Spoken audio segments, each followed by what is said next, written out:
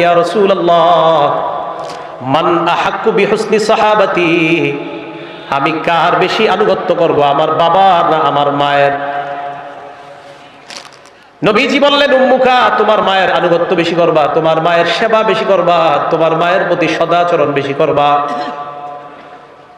আমি প্রশ্ন করলাম, সুম্মা আইয়ুন, হুজুরের পরকার? আল্লাহ নবী বললেন, উম্মুকা, তোমার মায়ের। আমি আবার প্রশ্ন করলাম, সুম্মা আইয়ুন, হুজুরের পরকার? আল্লাহ নবী বললেন, উম্মুকা, তোমার মায়ের। মায়ের কথা কয়বার? জোরে বলেন। আমি প্রশ্ন করলাম, সুম্মা আইয়ুনের পরকার? নবী বললেন, আবুকা, এরপর তোমার বাবার। মায়ের কথা কয়বার?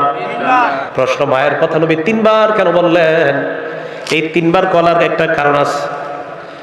সবাই আমার সাথে বলেন, মায়ের কথা নবী কেন তিনবার বললেন? একটু সবাই বাংলাটা বলেন তো। মায়ের কথা বলেন, মায়ের কথা নবী তিনবার কেন বললেন?